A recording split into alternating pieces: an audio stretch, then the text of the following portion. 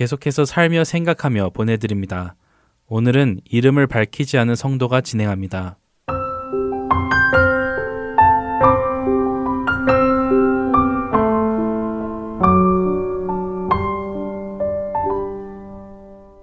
어느 늦은 밤 집으로 가는 길이었습니다. 좌회전을 하려고 큰 길의 가운데에서 안전할 때까지 기다리고 있었습니다. 그런데 갑자기 제 앞으로 차 한 대가 다가오더니 제 차 앞을 들이받고는 방향을 틀어 유턴을 하는 듯 했습니다. 처음 경험하는 사고라 너무 놀라서 순간적으로 이게 무슨 일인가 하는 생각이 들며 무엇을 어찌해야 할지 몰랐지요. 그런 와중에 저를 친 차를 계속해서 주시하는데 놀랍게도 차는 여전히 아주 천천히 움직이고 있는데 차 오른쪽 승객석에 문이 열리더니 한 여성이 운전석으로 달려가서는 문을 열고 들어가는 것이 보였습니다. 지금 무슨 상황인가 이해가 되지 않았습니다만 곧바로 근처에 있던 경찰이 사고가 난 것을 보고는 다가와서는 차를 길 옆으로 세우라고 하였습니다.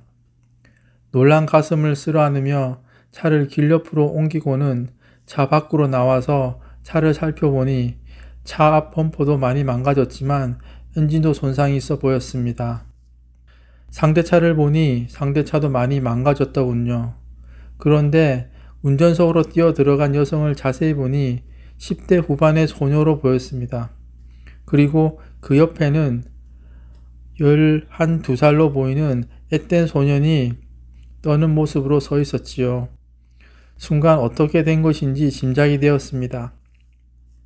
그 어린 소년이 운전을 하고 있었는데 사고를 내자 누나로 보이는 소녀가 자신이 운전을 한 것으로 하기 위해 급히 나와 운전석으로 앉은 것이지요. 그러고 생각해보니 저를 향해 오던 차의 운전석에 그 소년이 타고 있었던 모습이 떠올랐습니다. 두려움에 떨고 있는 소년을 보니 불쌍해 보였습니다. 그런 중에 경찰이 제게 와서 어떻게 된 것인지 물어보았지요. 저는 사실대로 좌회전을 하기 위해 중앙에서 기다리고 있었는데 이 차가 나에게 와서 받았다고 말을 했습니다. 그러자 경찰은 상대방 운전사도 그렇게 증언했다며 자신의 과실이라고 인정했다고 하더군요.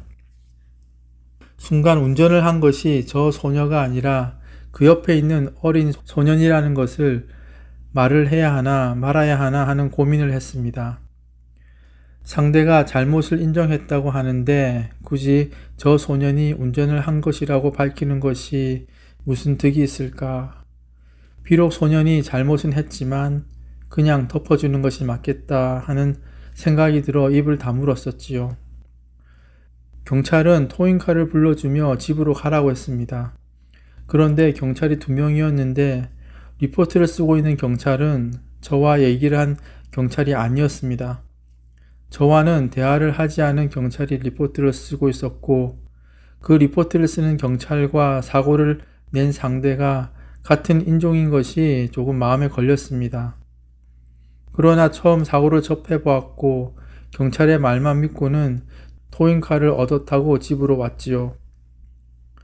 교통사고를 처리하기 위해 보험회사에 연락을 했고 사실대로 말해 주었습니다. 보험회사도 상대의 잘못이니 걱정할 것이 없다고 해서 안심하고 있었습니다. 그런데 몇 주 후에 경찰 리포터가 드디어 보험회사에 전달되었는데 보험회사는 경찰 리포터에 의하면 사고를 낸 잘못이 저에게 있다고 적혀 있다는 것입니다. 너무나 어이가 없어서 화가 났지요. 그리고 그 순간에 왠지 찜찜했던 여러 가지 상황이 다시 떠오르기 시작했습니다. 운전을 한 사람은 그 소녀가 아니라 어린 소년이었다는 것을 밝혔어야 했나? 내가 은혜를 베풀어서 소년의 죄를 감추어 주었는데 이런 식으로 나에게 은혜를 갚나? 경찰은 같은 인종이라고 그들의 편에서 리포트를 써주었나? 이런저런 생각에 마음이 불편해지며 화가 올라오기 시작했고 억울한 마음이 들기 시작했습니다. 그리고는 선을 행한 대가가 이것이냐는 불평을 가지고 하나님께 따졌습니다. 하나님, 억울해요. 이게 뭡니까? 저는 그 소년을 고발하지 않고 눈 감아주었는데 그 대가로 제가 사고를 낸 사람이 되었습니다.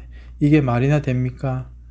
정의는 어디 갔습니까? 하며 기도했습니다. 그렇게 기도하던 중에 제 마음 안에 예수님의 모습이 떠올랐습니다. 아무런 죄가 없으심에도 불구하고 죄인이 되어서 가진 고통과 조롱, 멸시를 받으시고 십자가에서 죽으신 예수님의 모습이 떠올랐습니다. 그래, 내가 억울하다면 얼마나 억울하겠어. 예수님만큼 억울하겠어? 말도 안 되지. 금방 저의 마음이 가라앉았습니다. 그리고 하나님을 거부한 이 세상에는 정의가 없으니 이 세상에서 정의를 찾을 생각은 말아야겠다 하는 마음이 들었지요. 그리고 그 소년과 소녀를 위해 기도하기 시작했습니다. 이 사건을 통해 불의를 행해도 된다는 생각을 갖지 않고 오히려 그들의 마음 안에도 예수님의 복음이 전해져서 구원에 이르는 믿음을 가지도록 해 주시라고 기도했습니다. 우리 그리스도인들이 이 세상을 살아갈 때 많은 억울한 일을 당하는 것이 어쩌면 너무도 당연합니다. 이 세상은 예수님을 미워하기 때문이라고 예수님이 이미 말씀하셨지요. 세상이 너희를 미워하면 너희보다 먼저 나를 미워한 줄을 알라고 하신 예수님의 말씀을 되새깁니다. 우리가 살아가며 억울한 일을 당할 때 바득바득 이를 갈며 싸울 것이 아니라 모든 것을 공의로 판단하실 하나님께 심판을 맡기고 우리는 온유한 심령으로 오히려 그들을 위해 기도해야 하겠다는 마음이 듭니다. 그것이 우리를 부르신 하나님의 목적이라고 베드로 사도는 말씀하시기 때문입니다. 부당하게 고난을 받아도 하나님을 생각함으로 슬픔을 참으면 이는 아름다우나 죄가 있어 매를 맞고 참으면 무슨 칭찬이 있으리요. 그러나 선을 행함으로 고난을 받고 참으면 이는 하나님 앞에 아름다우니라. 이를 위하여 너희가 부르심을 받았으니 그리스도도 너희를 위하여 고난을 받으사 너희에게 본을 끼쳐 그 자취를 따라오게 하려 하셨느니라. 베드로전서 2장 19절에서 21절 말씀입니다. 예수님의 자취를 따라 살아가는 우리가 되기를 기도합니다.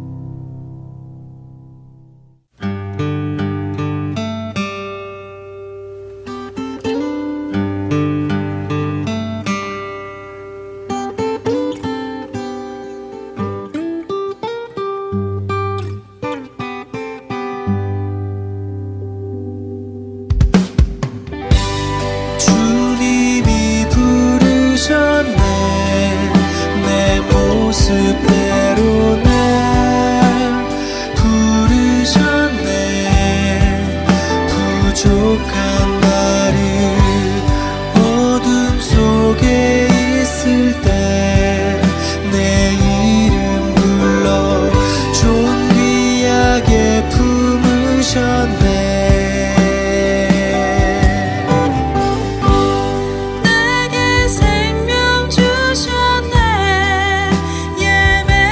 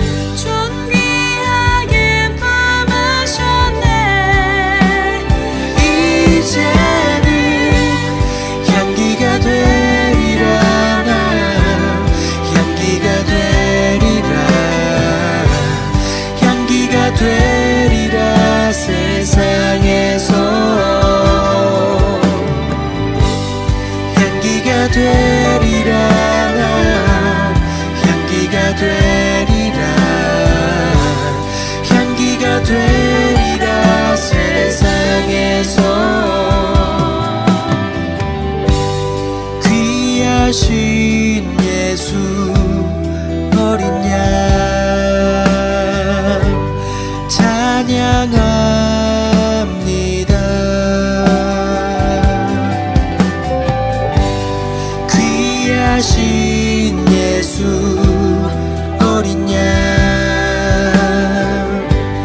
경배합니다. 향기가 되리라 향기가 되리라 향기가 되리라 향기가 되리라 세상에서 내게 생명 주셨네 예배의 자리나 이끄시네 기도하는 나를 만져주셨네 내 이름 불러 존귀하게 품으셨네 이제는 향기가 되리라 나 향기가 되리라 향기가 되리라 세상에서 향기가 되리라 나 향기가 되리라 향기가 되리라 세상에서 향기가 되리라 나 향기가 되리라 향기가 되리라 세상에서 향기가 되리라 나 향기가 되리라 나 향기가 되리라 세상에서